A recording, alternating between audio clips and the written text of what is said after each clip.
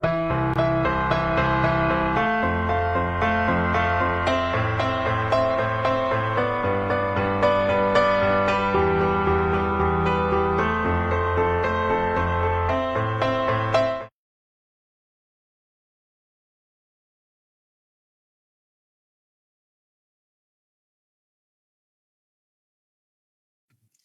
morning, America. Good afternoon, Europe, Africa, and good evening, Asia and Australasia. It's me again, Napapong Napang, Isrrt Vice President for Asia and Australasia. I will be your host for today's special program. Every year, the International Society of Radiographers and Radiological Technologists celebrate World Radiography Day in memory of the discovery of X-ray by Professor Röntgen on November the 8th. And today, we will celebrate our World Radiography Day with the theme of the role of radiographers in a pandemic. We will have speakers from all around the world to share their experience after the past 2 years that our profession has faced with this kind of situation. Before we start the program, I would like to invite Isrrt CEO, Mr. Dimitris Katsiforakis, to give an opening speech for this event. Please welcome Dimitris. Thank you, Dr. Napapong Pombagan. Thank you. Good morning or good afternoon to everybody. And I wish to all you, dear colleagues, happy Radiography Day. We are here 126 years from the famous Wilhelm Conrad Röntgen discovery of the X-rays. And as a profession, we have seen in this one century and a quarter of it, many progresses in the imaging and therapy as well, also medicine. And humanity owns a lot to this magnificent discovery of Professor Röntgen. The Isrrt, the International Society of Radiographers and Radiological Technologists, founded 63 years now, celebrates this very day by honoring radiographers and radiological technologists as who are serving with patient and care our patients around the world. No matter in which modality you are working, no matter if you are in in front of a sophisticated console of a machine, or you are in a simple establishment at a rural center somewhere in the planet, the aim is the same, to serve the patient at your best. And during the pandemic, radiographers, they did and they are still doing their best, serving patients as frontier healthcare workers. Having said that, I again wish you all having a very happy Radiography Day, and I want to thank you, our host, Dr. Napapong Pompagan, and our facilitator in this event, our Dr. Yutapon Visinin, who helped us a lot to reach you around the world. So, thank you and happy Radiography Day. Thank you, Dimitris. It's now the time for our speakers from all around the world to share their experience of radiographer in their country in response to the pandemic that we have been facing with for the past 2 years. The first speaker is Samar El Farah. She is the scientific chair of our member societies from the United Arab Emirates. Samar, it's now your time.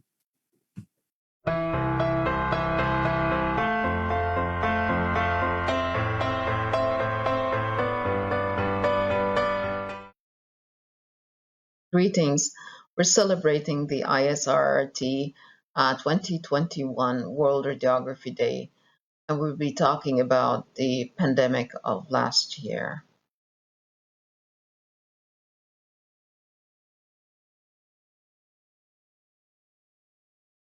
A quick review on the population that we serve as radiographers. So we're serving Around about 10 million population. This is the population of the United Arab Emirates. A growing increase is also expected.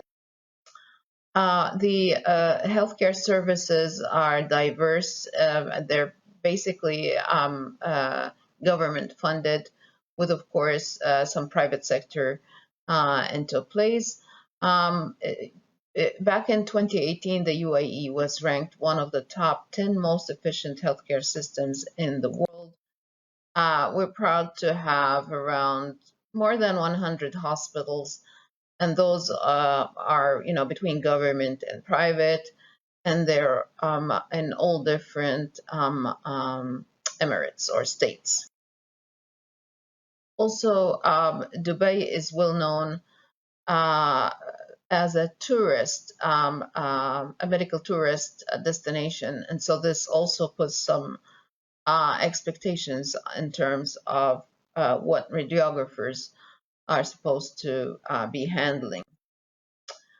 Radiographers in the United Arab Emirates cover radiography, fluoroscopy, ultrasound, mammography, computed tomography, magnetic resonance imaging, interventional radiology, PACS, and of course, some end up in managerial places. The salaries are amongst the high, if you were a tier of pay. So this is the situation of radiographers in the United Arab Emirates. We're also, having a major event that is expected to affect the healthcare sector. It already started. I'm sure many of you are aware of the Expo 2020. So we're looking into 25 million visitors based on statistical projections of the previous expos around the globe. And so we have a site hospital, and we are fully also prepared in terms of radiographers' capacity and human capital. Now, looking at the COVID-19 stats, as of mid-October of this year, we have diagnosed around 738,000 cases. New cases were 104. We're going down with that, thankfully. We have the total death toll of 2,001, around 100. Recoveries 730,000 approximately, and we still have a total active cases of around 4,000. The graph here shows that there was a surge back in February, but we're declining, thankfully. So this is where we stand right now. Thankfully, I think, and this could be attributed to the fact that there is more than 20 million COVID-19 vaccines which were administered since the emergence of. So as frontliners, we had several measures that we had to take. So radiographers, at the beginning of the surge, the radiographers have been divided into different teams. So we had, if you will, clusters or bubbles. Some were assigned to deal with positive cases. Others were assigned to deal with suspected cases, and also others were dealing with non-suspected normal patients.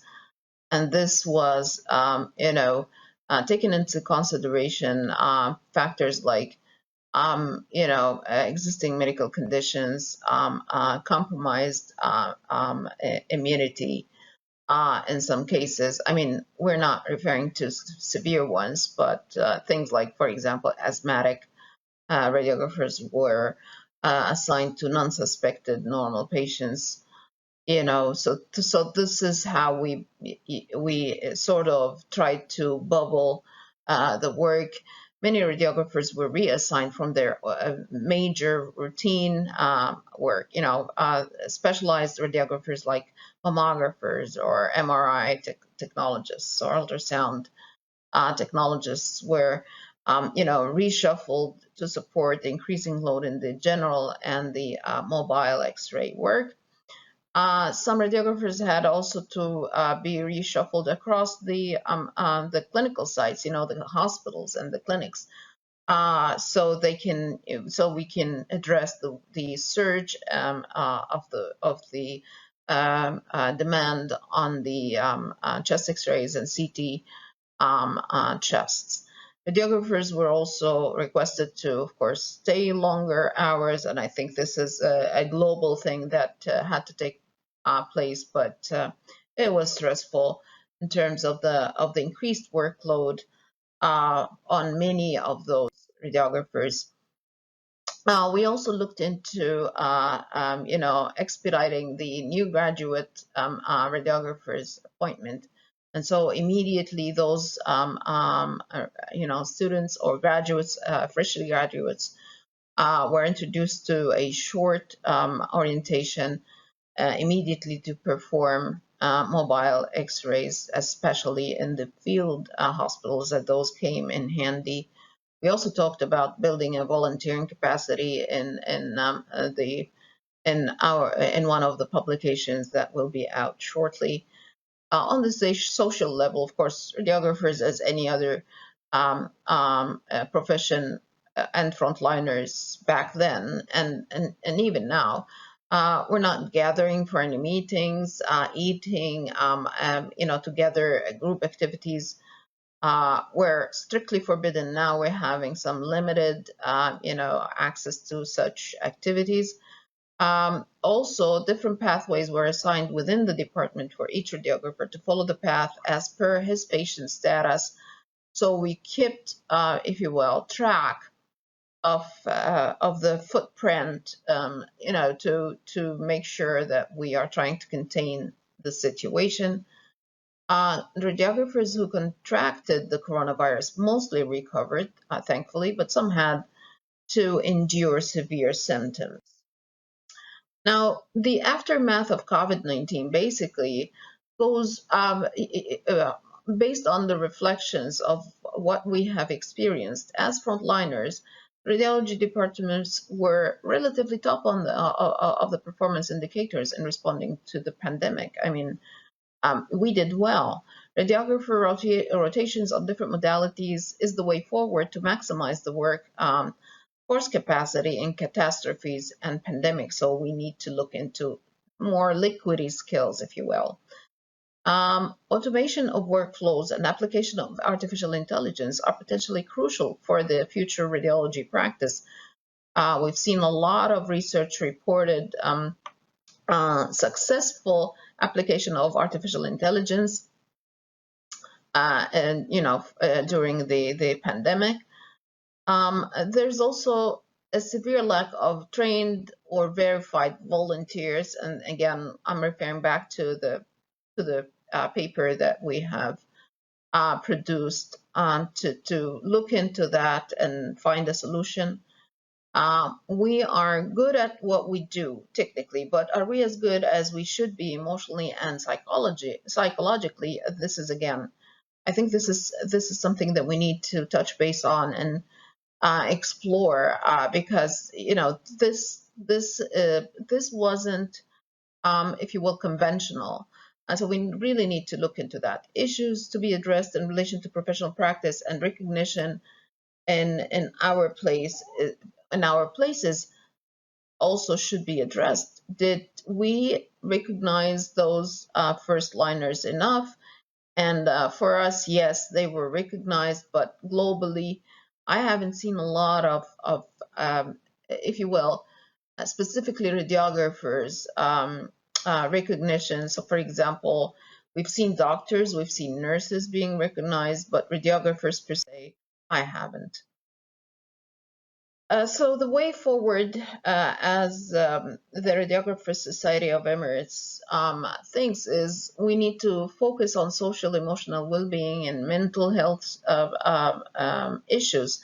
We need to support this as part of our professional practice. Training and verifying volunteering capacity is highly recommended. We're working on a project, hopefully on alternative digital credentials or micro-credentials and digital badges.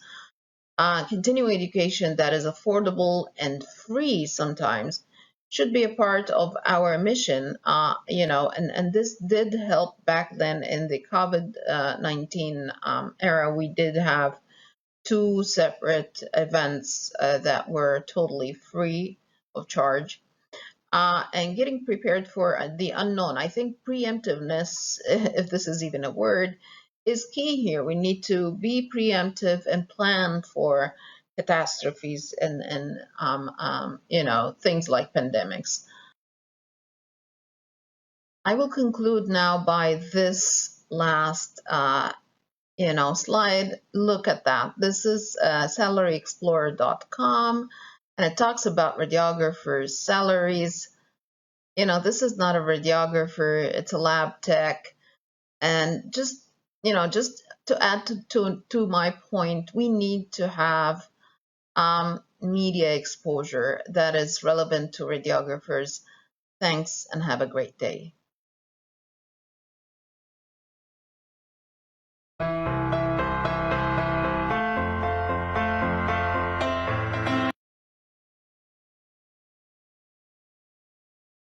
Thank you, Samar, for your comprehensive talk and share about your experience during the COVID pandemic in the United Arab Emirates.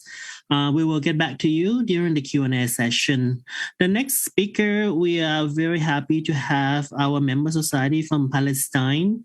And the speaker from the Palestinian Society is the Vice President of the society, Mr. Mohammed Abdelghani. Mr. Abdelghani, is now your time.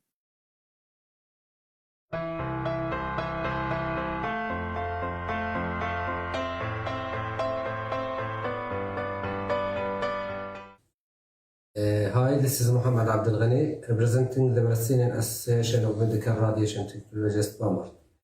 Gentlemen and colleagues, good evening. Today I will share with you the reality and the situation of medical imaging profession in Palestine during the pandemic. First of all, I would like to talk about my country, Palestine. In Arabic, it is Palestine. It is a geographic area in the Western Asia, west to Jordan, south to Lebanon, and north to Egypt. The capital is Jerusalem.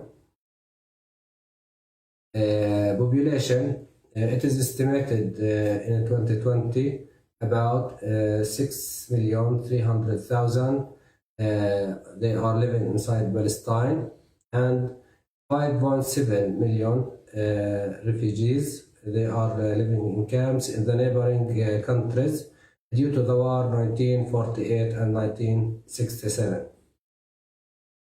Regarding the education in Palestine, we have 4 Palestinian universities who are offering radiography bachelor's degree and ultrasound program training, and 2 of them offering master degree radiography sciences and CT and MRI. The Palestinian universities have approximately graduated 1,250 radiographers, the vast majority holding bachelor's degree. We have 100 have master's degree and 17 have a doctorate degree. Here, the distribution of the radiographers' jobs in Palestine. We have 2 sectors, the government sector and the private sector. In the government sector, we have 665 radiographers working in the government sector, and we have 435 radiographers are working in the private sector. Moreover, here the medical imaging modalities distribution in Palestine.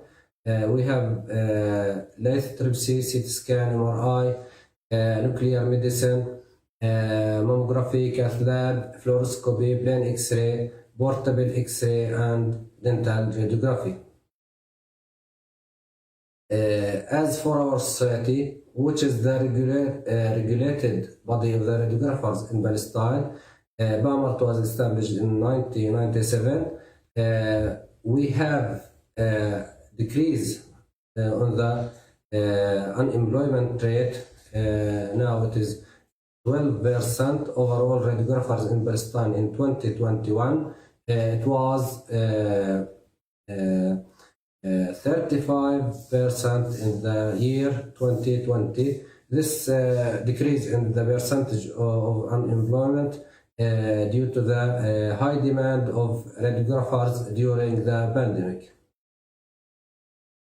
When we talk about COVID-19, let's talk about the history of the pandemic in Palestine. On the 7th of March 2020, the first infected patient diagnosed with COVID-19 in Bethlehem city, the homeland, the city of the Jesus here in Palestine. The contamination happened by contact with tourists. The local authorities have reserved a hotel to isolate the infected patients since they had stable health conditions. And there was still no available isolation hospital to hospitalize them. Later on, Ministry of Health have rounded a medical center to an isolation hospital in the same city. The second diagnosed case of infected COVID-19 was in Tulkarem city, it's my city, at the same week really. The Palestinian Ministry of Health had evacuated the Red Crescent Hospital in the city from the patients and transferred them to a government hospital. The Palestinian Red Crescent Hospital in Tulkarem city is equipped to receive patients with COVID-19. Later periods, all Palestinian cities were alarmed as infected cities, areas with COVID-19. At that time, we have 3 central isolation hospitals: Tulkarem, Turmus Aya, Ramallah, in Hebron, and in Jericho. This is the summary of COVID-19 status in Palestine now. We have total cases about 449,982 infected cases, and we have death cases about 4,604 deaths. This was the first case. I made an X-ray for him, infected with COVID-19. He admitted in Tulkarem city in Red Crescent Hospital.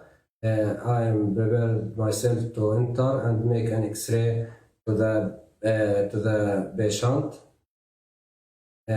This is also the isolation area, isolation zone in the Red Crescent hospitals. All the rooms are full of patients. All of them are infected with COVID-19. We have the main 2 modalities we used during the pandemic. The vast majority was portable X-ray. The second modality was CT scan. Not all cities, not all hospitals have a CT scan during the pandemic, but all hospitals have just, or the vast majority have portable X-ray. Some of the hospitals have CT, not all of them. We have many obstacles during the process of patient imaging with COVID-19. The first one was because of the need to use 2 types of protective materials, protection against radiation and protection against infection. This constitutes an additional weight that hinders movement, as the lead pipes are often not designed to be worn under the protection of infection protection. So we will have to find slightly shorter sizes, a new design to suit the current situation. And the second one was the fog accumulated on the face mask. It caused by steam from breathing, which hinders movement to a certain extent. Even a small amount of focusing will cause mild confusion of vision. The third one was the packaging of the mobile radiography device somewhat affects movement of the mobile X-ray machine and somewhat affects the clarity of the light used to determine the imaging area. We have also a problem in that comes from the shortage of radiologists around the country. As many countries in the world, there was a shortage in the radiologists. This makes the situation more difficult. We have internet connection or interconnection between the hospital or inside the hospitals that are newly equipped for the COVID-19. So there was no back system, there was no HI system. This was a big obstacle. We used we used WhatsApp and email to send the chest X-ray or X-ray exam to the medical team to have a look. It was difficult to do that because some of the resolution of the images or the radiographs were lost during to the compression of the images. So later on, we began to set up a new connection, internet connection inside the hospitals. In the future, I think we should invest more in the manpower, invest more in the healthcare system, invest more in the technology to overcome any crisis in the future. At the end, I would like to thank all of you, dear friends, and it would be great welcoming you to visit Palestine. You are all invited to attend the first International Palestinian Congress of Radiography in 2022. Thank you all.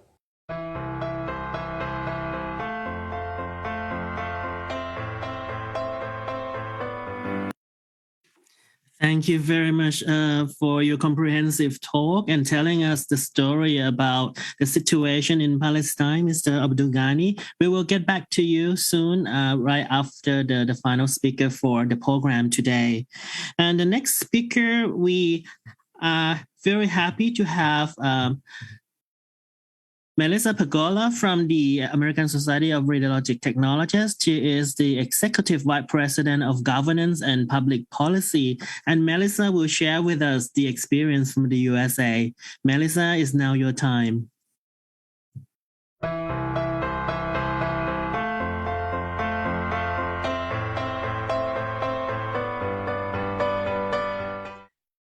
Hello, my name is Melissa Pergola, and I am the Executive Vice President of Governance and Public Policy for the American Society of Radiologic Technologists.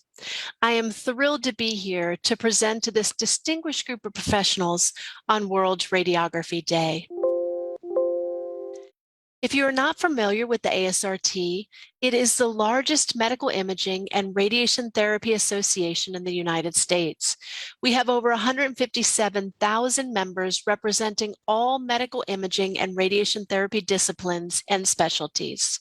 In the United States, we currently have more than 330,000 registered radiologic technologists. COVID-19 has affected every country on Earth. In the United States, we continue to learn about the disease and follow disease control prevention measures outlined in the U.S. Centers for Disease Control and Prevention policies and procedures. As of mid-October, COVID-19 cases in the U.S. were declining. In reference to vaccinations, as of mid-October, over 66% of the population received at least one dose, and over 57% of the population was reported to be fully vaccinated. 726,000 people in the United States have died due to COVID-related complications. Like all organizations, ASRT has learned a lot during this difficult period. Early on in the pandemic, like many healthcare professions, we heard from radiologic technologists who had concerns about securing personal protective equipment.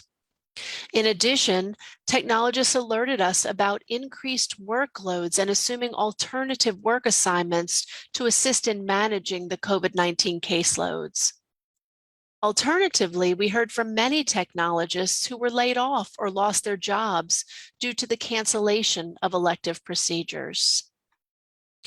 Understanding the gravity of the situation, the ASRT implemented a number of programs and initiatives to support the nation's radiologic technologists. For example, we pivoted immediately and developed the ASRT COVID-19 Resources webpage, a one-stop shop with information and resources about COVID-19 and how to prevent the spread of the disease.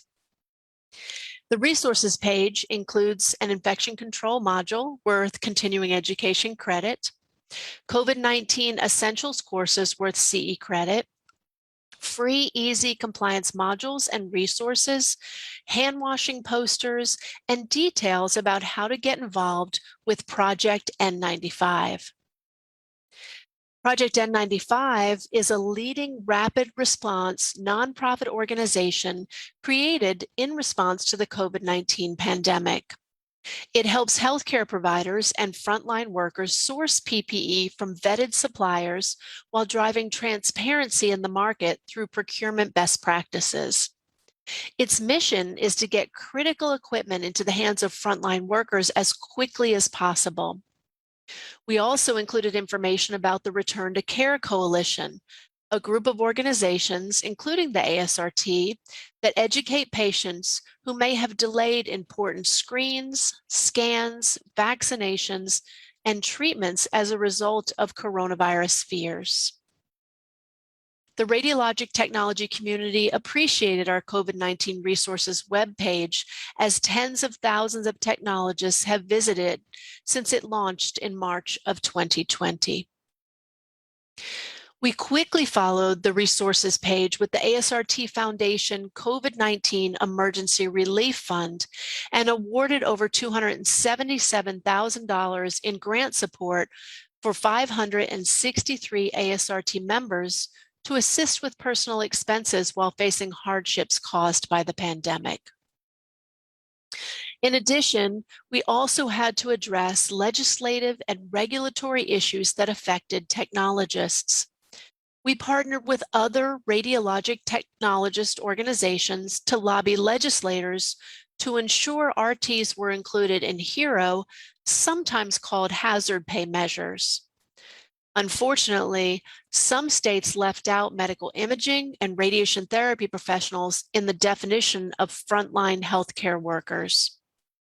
As such, ASRT and its affiliates banded together to lobby lawmakers to make sure that radiologic technologists were included in the legislation and received HERO pay. We also contacted state lawmakers directly to ensure that radiologic technologists were first in line to receive COVID-19 vaccinations. ASRT continues to be a champion that RTs are recognized as essential workers, just as nurses or physicians.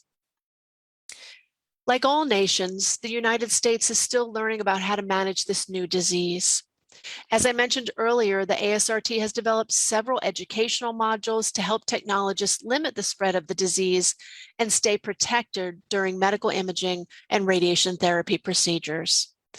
As we learn more, we predict we will develop more COVID-19 educational courses and resources for the nation's medical imaging and radiation therapy professionals. We continue to monitor the COVID-19 pandemic. The health and safety of our members is our #1 priority. As such, ASRT encourages its members to take precautions to limit the spread of the disease. Speaking on behalf of the ASRT, our society's goal is to follow the recommendations by the U.S. Centers for Disease Control and Prevention to ensure the safety of our staff, our members, and our patients. In addition, we believe as that we learn more, we will need to provide our members and patients with additional tools and services. The world is full of uncertainties, but I will never doubt the character and determination of the world's radiographers and radiological technologists. I would like to personally thank you, as I know you are committed to providing high quality and safe care to patients around the globe, even during this difficult time. Thank you for all that you do.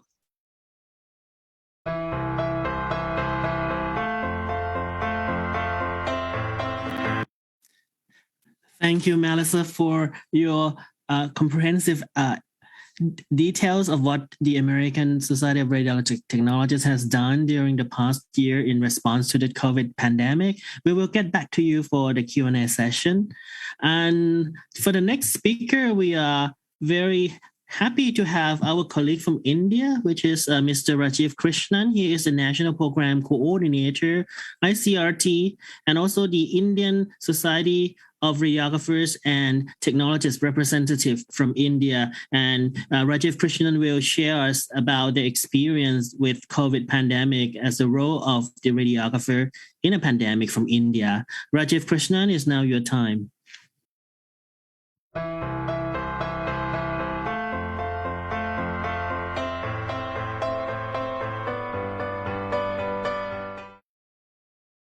Hi everyone, greetings from Indian Society of Radiographers and Technologists on the occasion of 126th anniversary of X-ray invention and World Radiography Day 2021.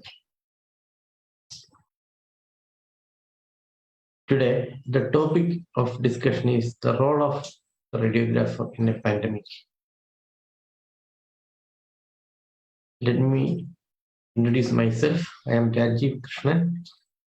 I am basically a radiographer, presently working as Head Strategic Business Expansion, India and Emerging Markets, Aramis Imaging LLP, Technopark, Trivandrum, Kerala State.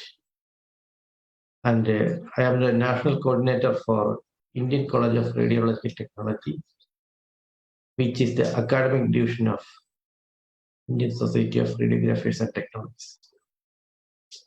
Once again, welcome to the topic, the role of the radiographer in a pandemic. When we discuss the role of a radiographer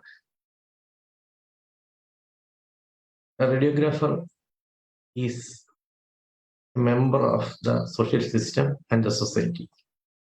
So he has social roles involved. He has professional roles involved, and he has roles as a healthcare professional. So let us analyze one by one. As I told you, radiographer is a member of the healthcare team, and he is also a member of the society. His responsibilities as a general healthcare worker are too many.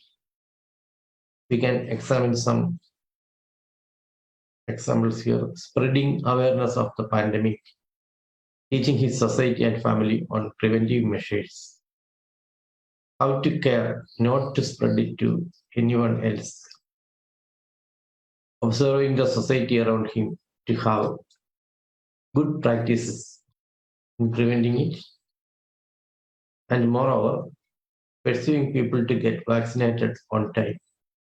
These are all his responsibilities as a general healthcare worker.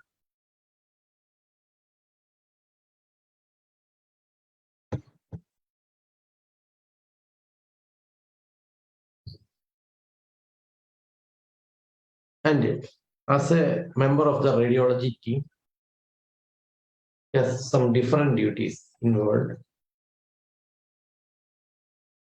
The main thing is observing preparedness in the radiology department against the pandemic and ensuring screening of entrance at the hospital lobby as well as the department gate, because these are the two entrances where the infected patients can come in and infect all in the department. So these are the 2 points where screening is needed. Now we are coming to the preventive or disinfection roles, which is the most important things in a pandemic. Let us examine one by one. The most important things comes with your human resources in the department. You have to always ensure the rapid sharing of relevant data and updated communications. Because during pandemic period, a lot of data will be coming in from various sources such as government, other health organizations, your colleagues, and from press also. A lot of data is coming in or pouring in.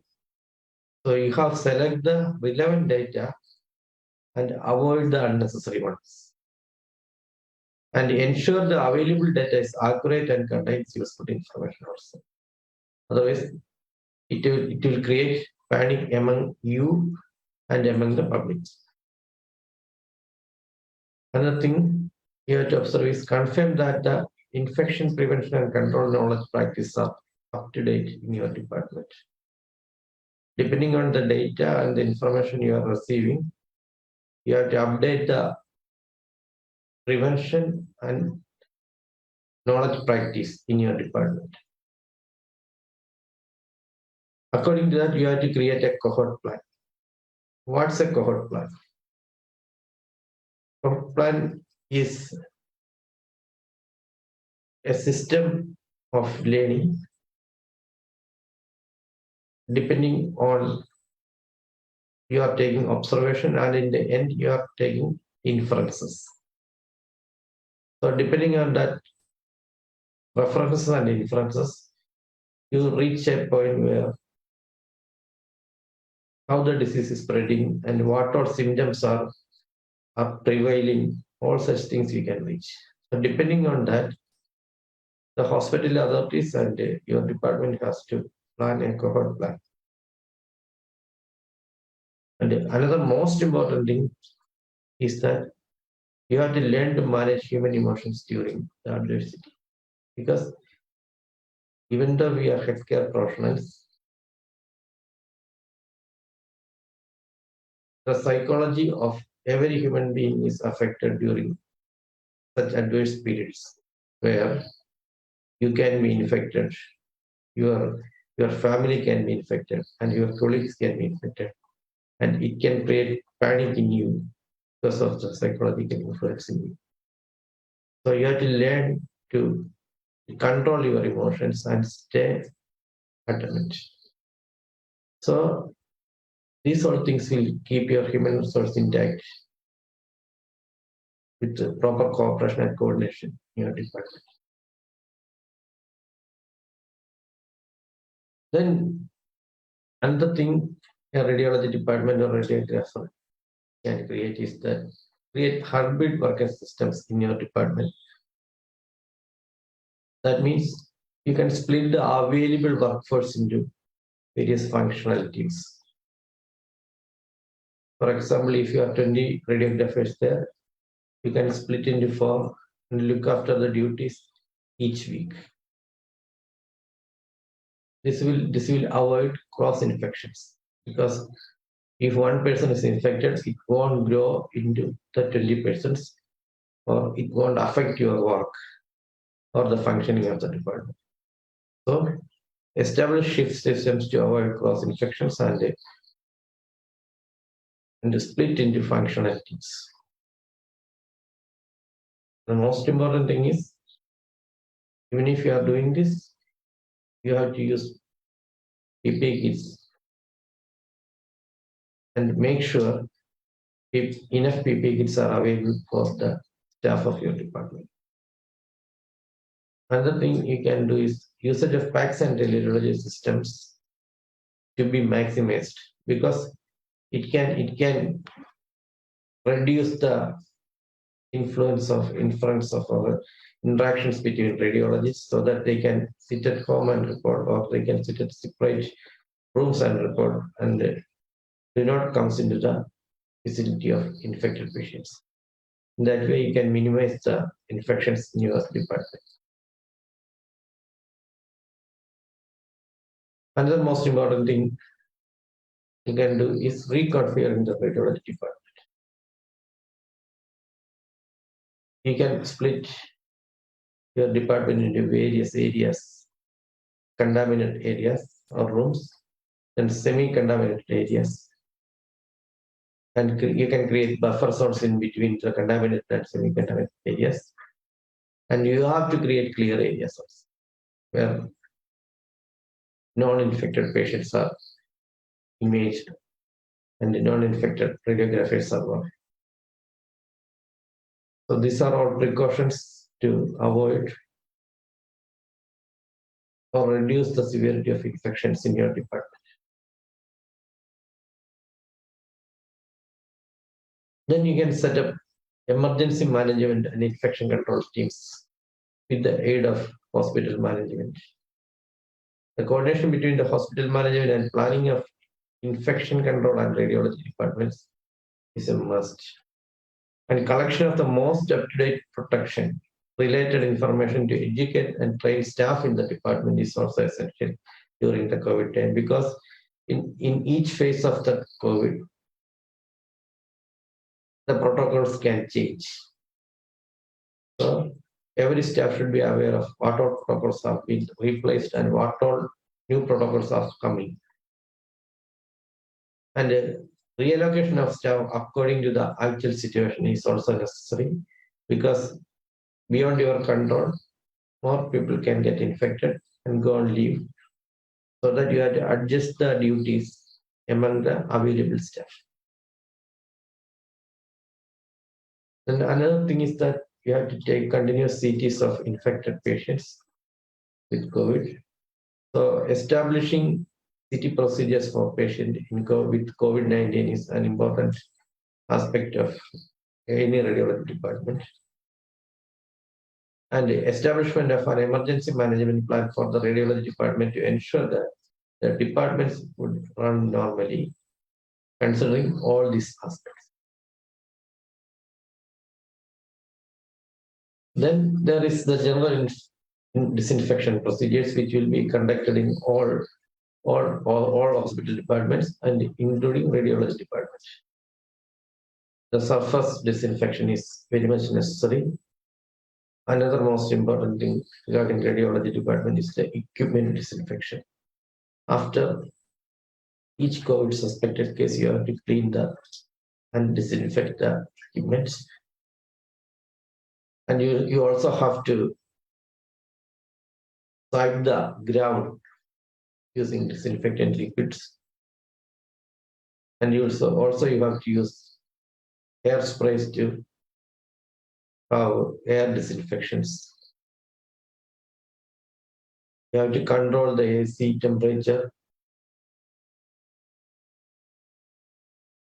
whenever necessary also. So these are some general disinfection procedures carried out in hospital as well as radiology departments. Then the most important preventive measure is using personal protective equipment, PP, for each radiographer. It includes several gears, including shoes or shoe covers, medical protective clothing, head caps are used, N95 masks are a must, and you have to use goggles and face shield whenever occurs, and also you have to use gloves. So these all things constitute a PP kit.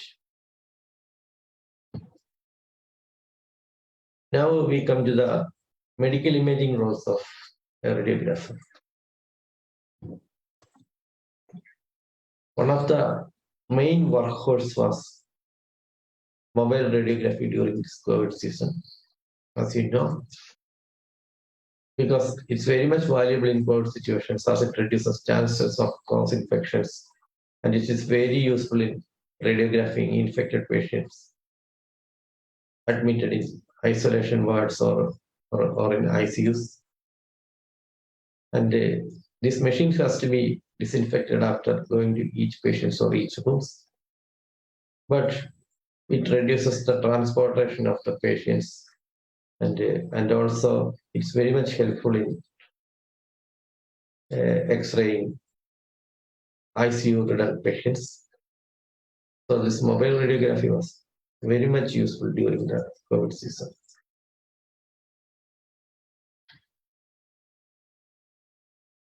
Another important investigation is protein chest X-rays and HRCTs. These are important tools to assess the complications and detection of lung-related escalations of COVID. Early chest X-rays can help identifying the infection in early stages. And in many countries, screening was done along with the RT-PCR and chest X-rays at homes or at small clinics for initial screening. Another important examination was HRCT lung, which helps in the detection of severity or complications like pulmonary embolism in post-COVID patients or with the severe COVID. So these were the most important examination related to radiology departments during the COVID. And the conclusion is that the role of the radiographer in the pandemic was very versatile. They served as responsible citizens of each country, took care of everyone around them as a healthcare professional, and given their service as a diagnostic personnel in defining complications of the pandemic. A large number of them got infected, many of them lost lives, and a number of them are still suffering from post-COVID complications.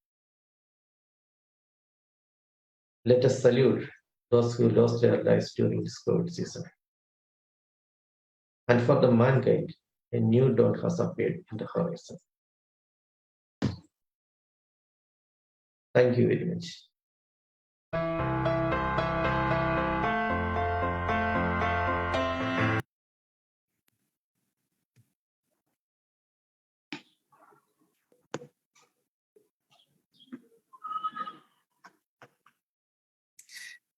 Thank you, Rajiv Krishnan, for your contribution about the experience from India. We will get back to you during the Q&A session. And we have the last speaker for today, and he is Ephraim Tembo. He is the radiographer from Malawi.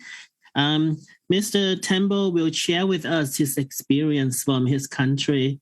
Now is your time.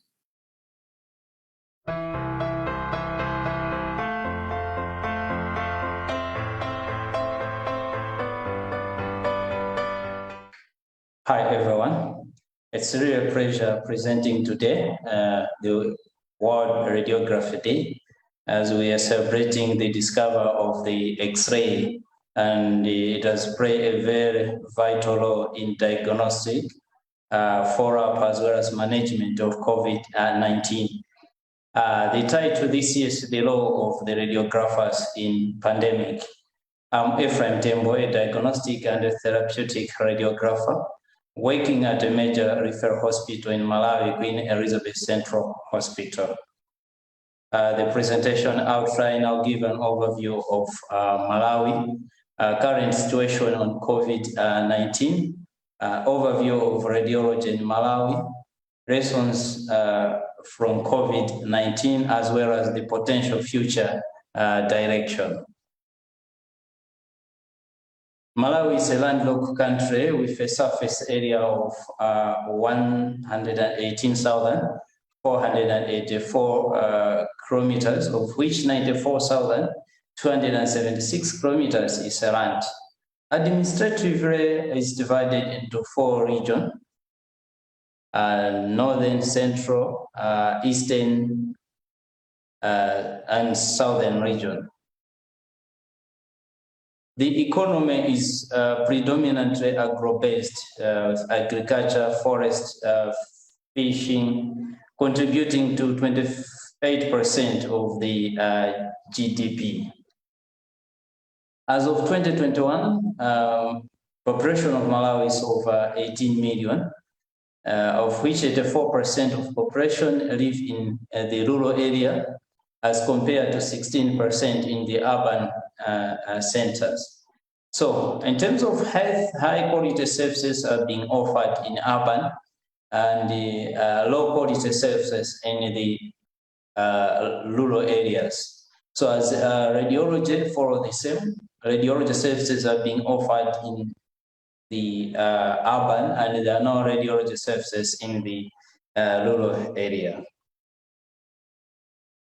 Malawi reported registered the first COVID case on 2nd April 2020, and Malawi was relatively being spared from the first wave.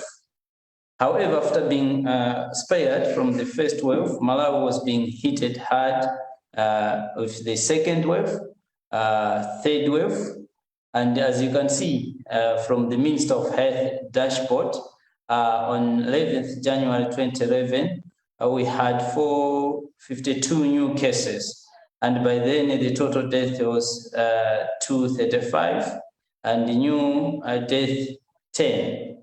And on 30 July 2020, we had more cases, about 668 new cases. And the total death by then it was 1,614 and 26 new cases. But as of October, we have been experiencing a reduce in COVID cases. We had only 4 new cases and 2 new deaths. So as of 2020, Malawi, we had only 96 radiography technicians, 9 radiation therapists, 30 radiographers, 1 sonographer, and 1 radiologist working in a public institution. And also 71 radiology staff, that's from the mission hospitals as well as the private facility. So you can see that there's a real shortage of the staff in Malawi. If you see 1 radiologist against the population of over 18 million as of now, and overall as the country, as of now, the total number of radiographers is not more than 300. So as a nation, Malawi, we're being taken by surprise with COVID-19, especially in the second wave, as we were being spared in the first wave. Radiographers being involved in setting up the isolation wards, and like in our facility, we have 1 mobile X-ray. The same to be used in the isolation ward, as well as for emergency in the ICU and theater. So it's quite hard having 1 mobile unit in a major referral like Malawi.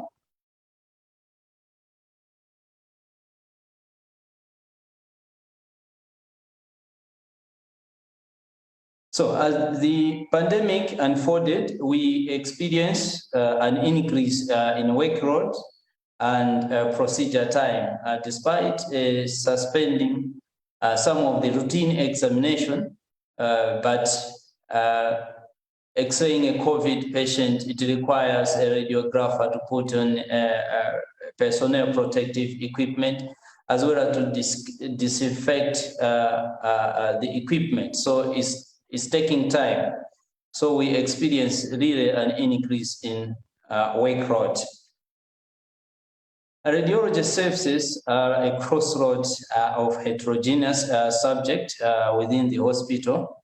especially like in our setup, we receive patients from the surgical, medical, ENT, and eye department. Therefore, measures has be taken to mitigate the risk of the staff being infected and other staff from other departments, as well as the public and the patient.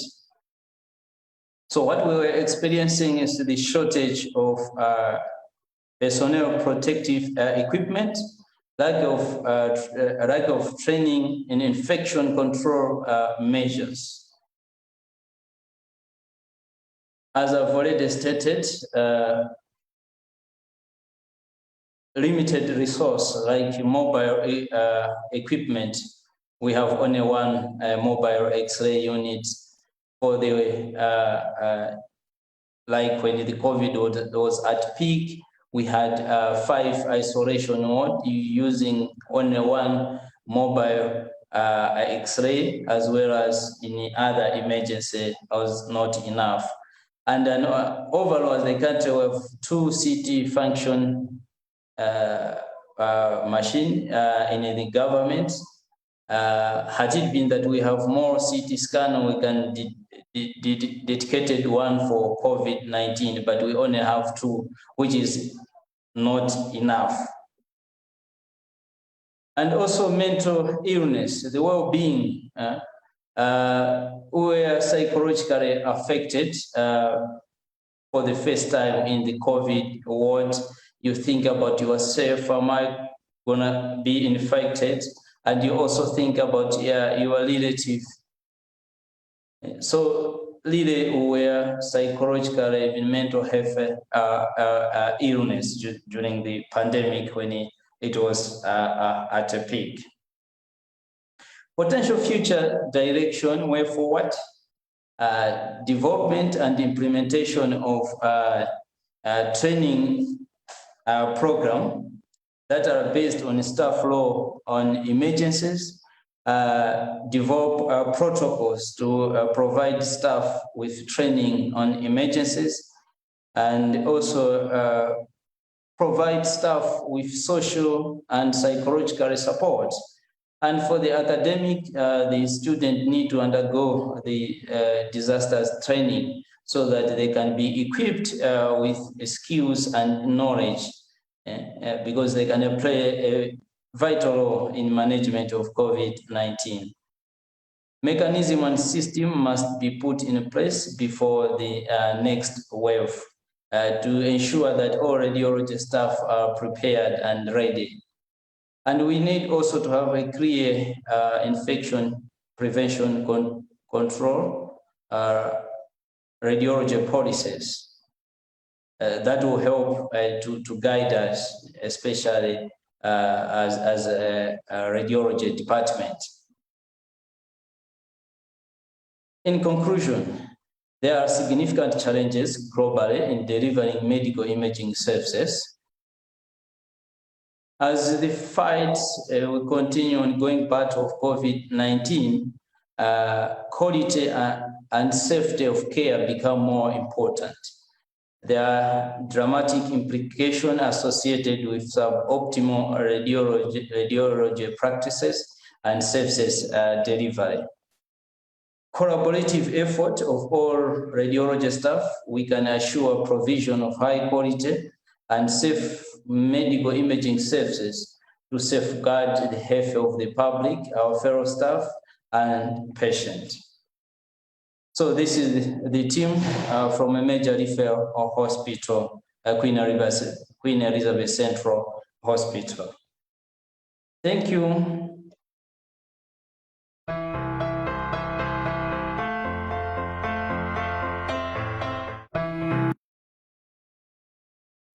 Thank you so much for all the speakers. What have you contributed and telling us the story from your country are very valuable to our colleagues from across the world. Now we have Donna Newman, our president, is here. Donna, you want to have a word to the speakers and to all the radiographers and technologists all around the world?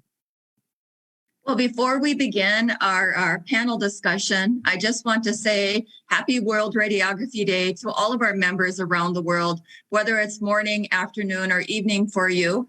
And I want to tell you that as our members celebrate in their countries, the Isrrt actually wants to honor you and your members. And we want to tell you that what you do every day matters. You play a vital role during this pandemic.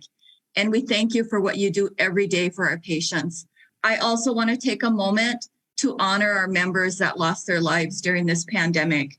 Our thoughts and prayers are with their family and friends, and we also want to be sure to honor them today for giving their life as frontline healthcare workers.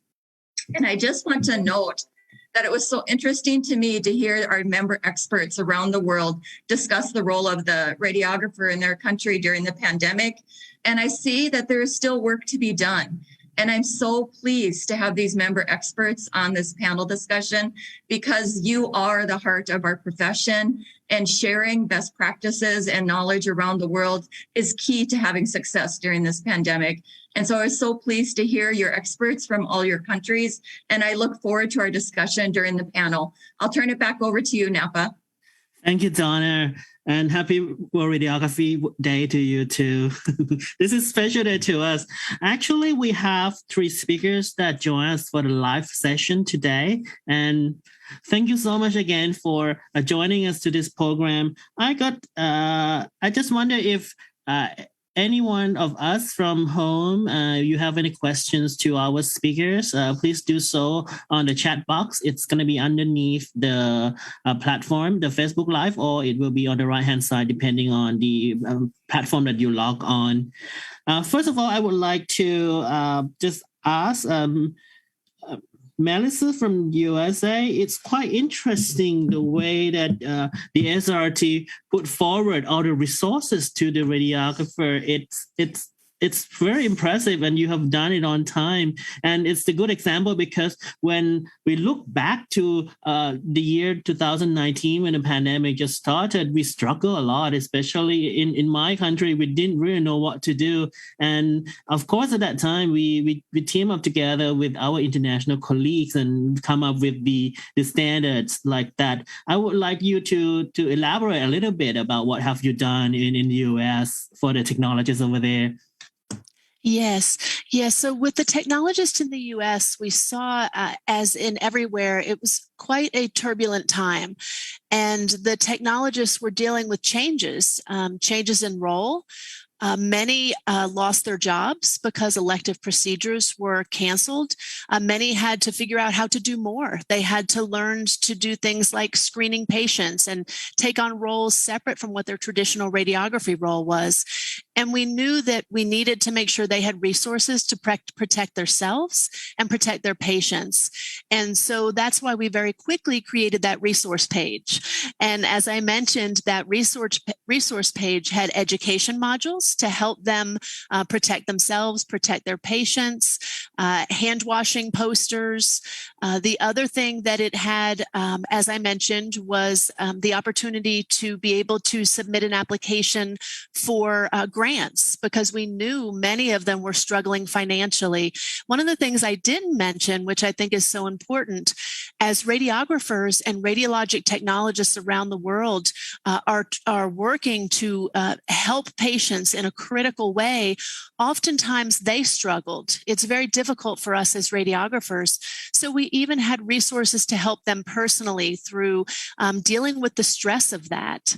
And we felt that that web page as a resource was probably the quickest and easiest way to get that out to radiologic technologists. Oh, thank you, Melissa. And I move the same question to India, Rajiv. Please unmute your microphone. We also would like to learn about your association, the Indian Society of Radiographers and Technologists. What have you done for your members and also the radiographers in India? Thank you, Pugna.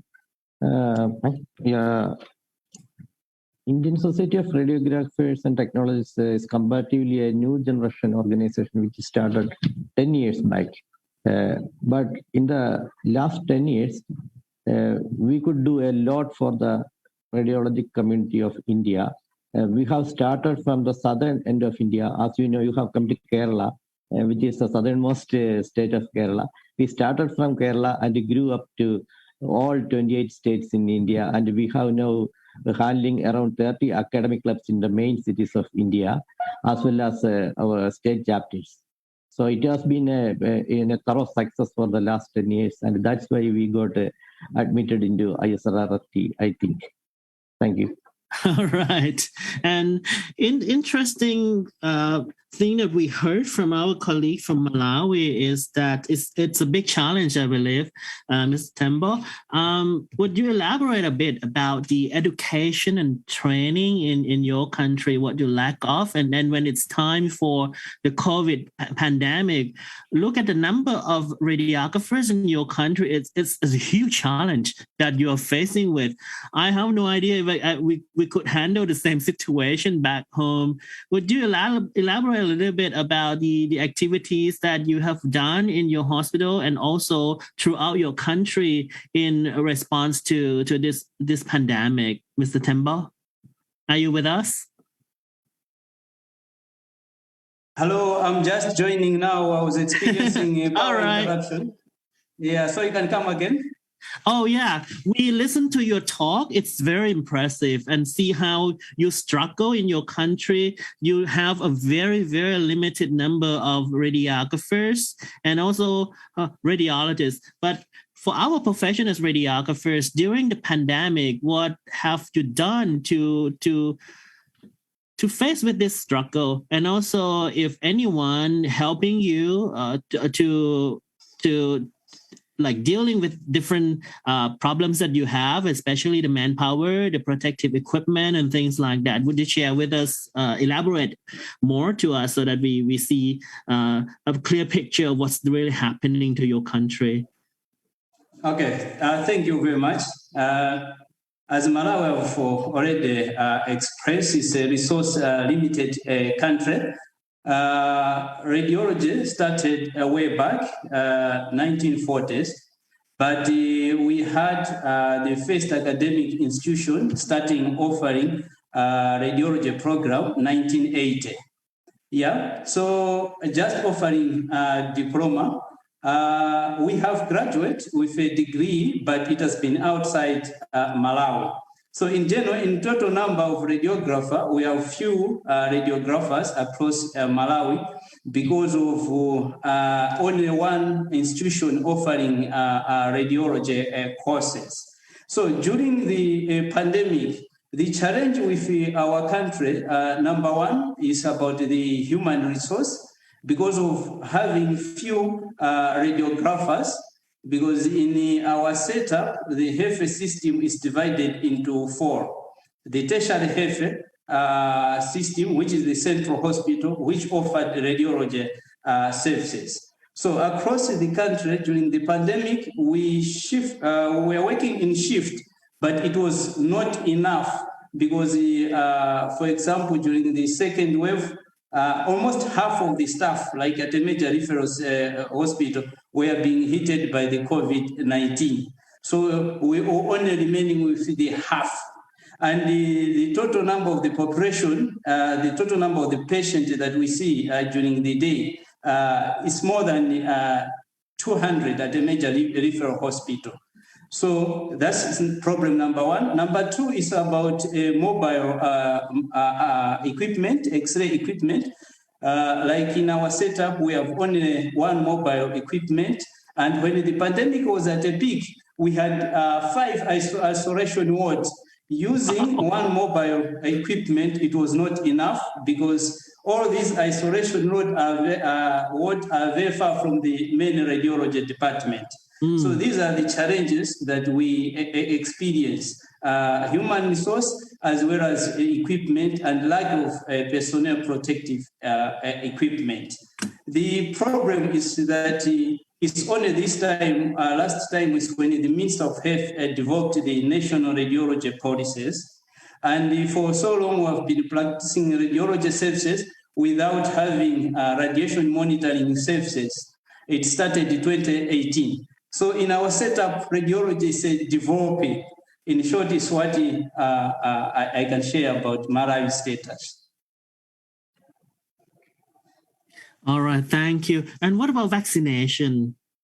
Have you got it on time?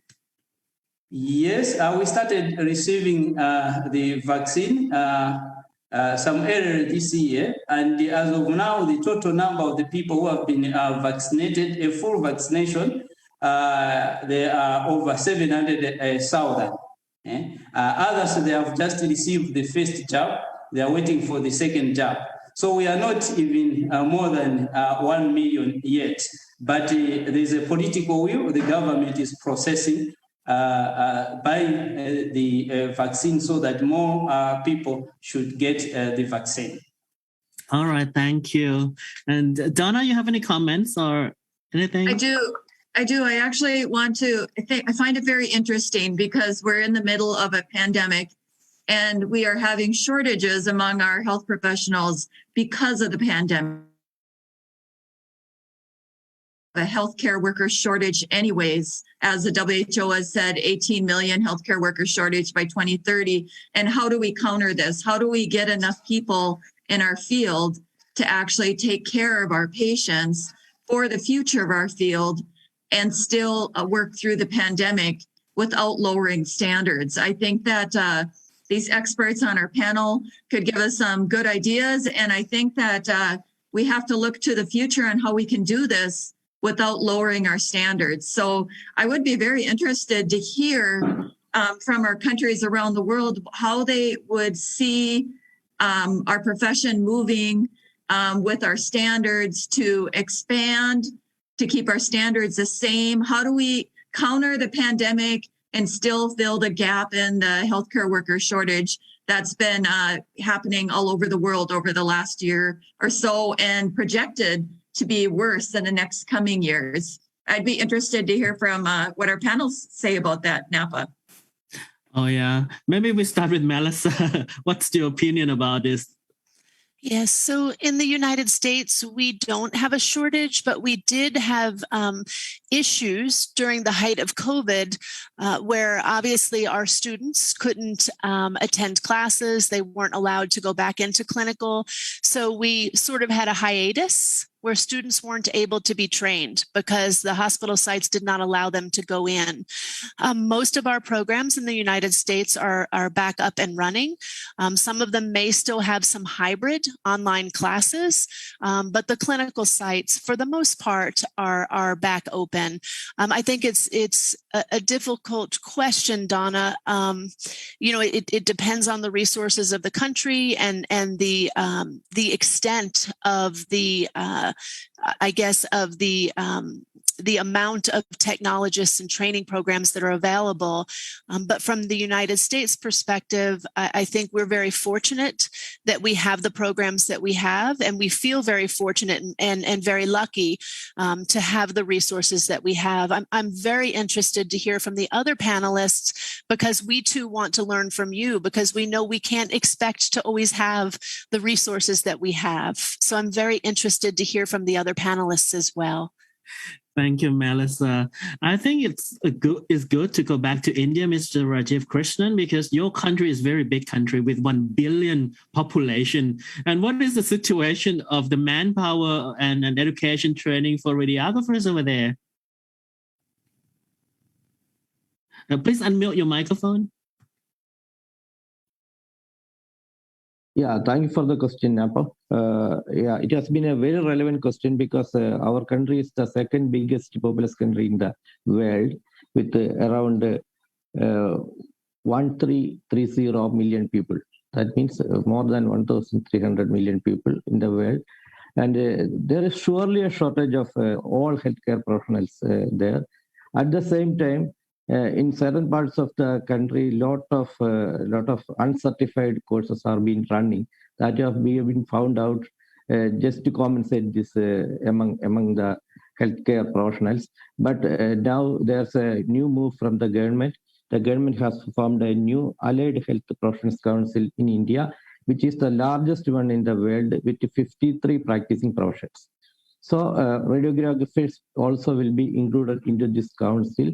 and the registration will be started very soon. And I think after that 1 year, we will be having a clear picture of how much registered radiographers will be there in the country. Then only we are able to say how much is the gap from the present situation and the required situation.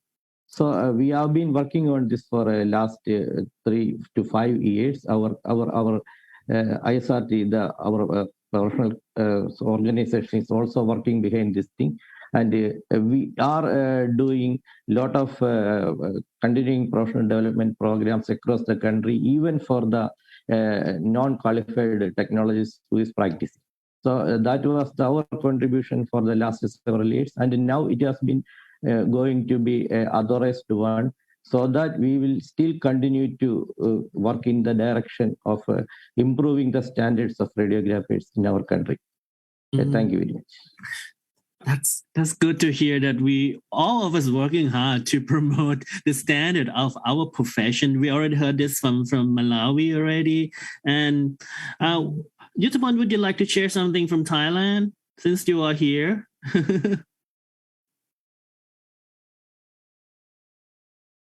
Please unmute your microphone.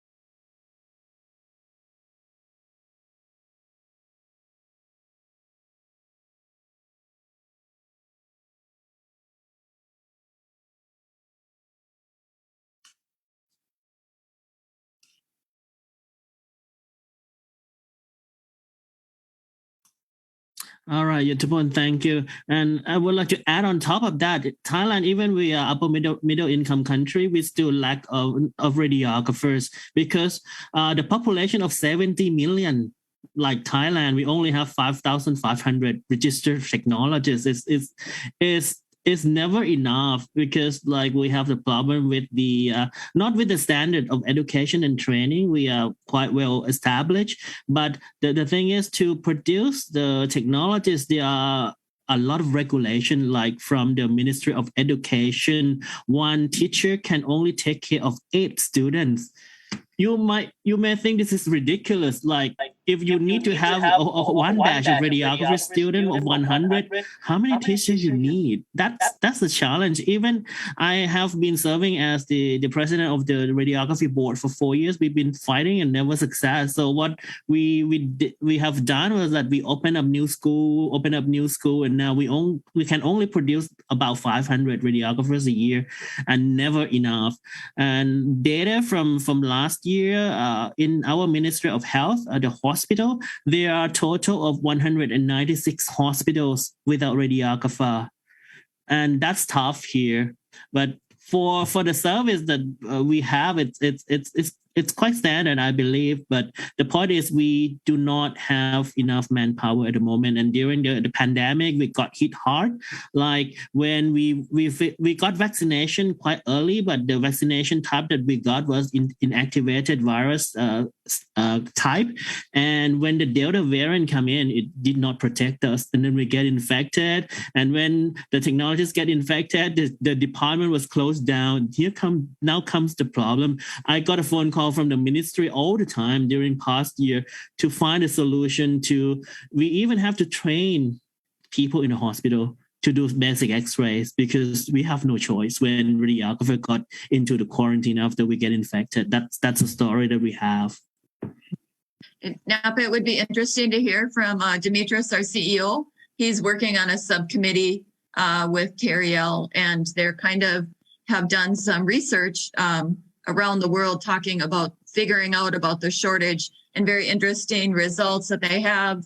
And possibly he could share just a snippet of that information just to know for our members around the world that we are actually working on this. We know there's been a shortage due to the pandemic, but there's actually a shortage of radiographers around the world. Demetrius, maybe you would share 2-3 minutes of some of the information you guys have found out as you research that for us. Yeah, actually, we had submitted to the WHO a project because WHO, as you may know, is at a big concern that there will be healthcare staff shortages up to the year 2030.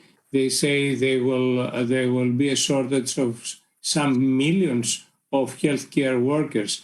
Interestingly enough, the well-developed, financially developed world, they don't want to enter to the healthcare sector because people, they might want to have better other jobs, well-paid, and having not workload during the weekends and public holidays and night shifts. And the underdevelopment world wants to have jobs to the healthcare sector because they want to offer probably more to their society, and they are able or they are willing to sacrifice their personal time and to help humanity.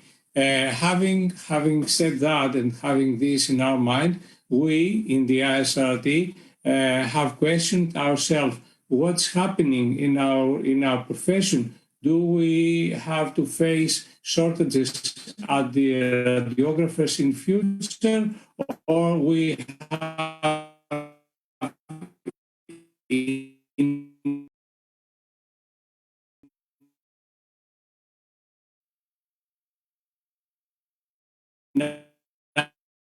enough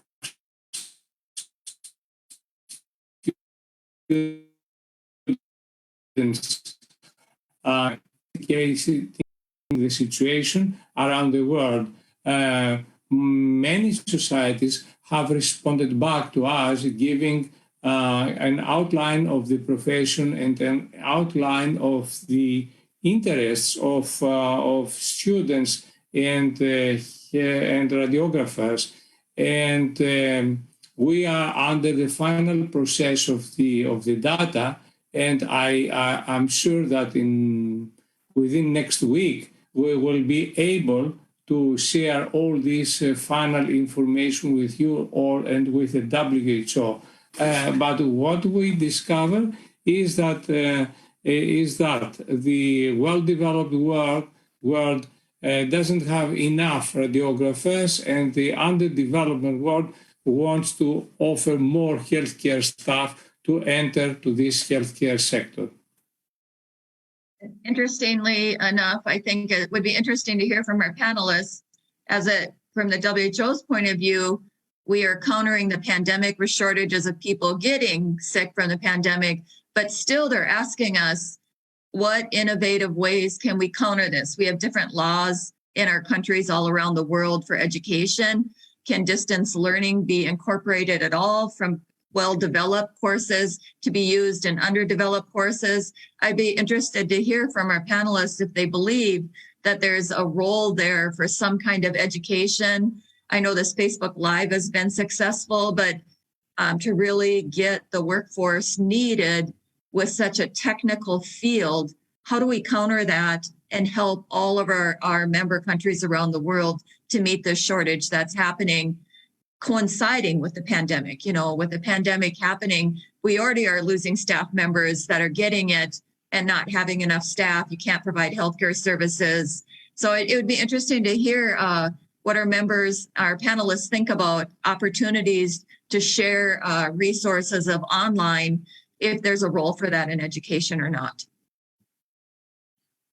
Go ahead, Napa. You can go through the list of them. All right, let's start with Melissa then. Yeah, Donna, I think you bring up a great point. You know, in this time, many programs had to put their traditional didactic education online. So particularly in the United States, where many programs were face-to-face, the actual classroom portion has been created as something that can be delivered virtually. So I think it's a great question. How can we partner, understanding there will be language differences, there will be cultural differences. So how do we work together to take some of at least the basics of the radiographer and radiological technologist education and possibly partner. I'm a past educator in the United States, and I'm sure there are programs that would love to work with other countries around the world, maybe to try to create that type of virtual education. That's great to hear. And the good news is the Isrrt is looking for setting up the education wing of the society. And this will be a very great resource that we can reach out to you. And I think we kind of run out of time for tonight. It's like 1.5 hours already. And I think we have Donna Newman to close the program. Well, I just want to say happy World Radiography Day one more time. And I really, truly want to thank our member experts. Without you, our society will not be successful. And the sharing of best practice and the sharing what's happening in your country is really a benefit to all our radiographers around the world. So thank you for taking time to join in and listen and learn from our member experts around the world. And thank you to our speakers for taking time to share what's happening in your country. You guys make a difference to our patients every day, and the work you do matters. So thank you all for joining us for this Facebook Live, and I look forward to seeing you all on our next session. Thank you, and have a great morning, afternoon, or evening. All right. Thank you, Donna, and goodbye. See you next episode. Bye. Speakers, stay on. Speakers, stay on. Thank you.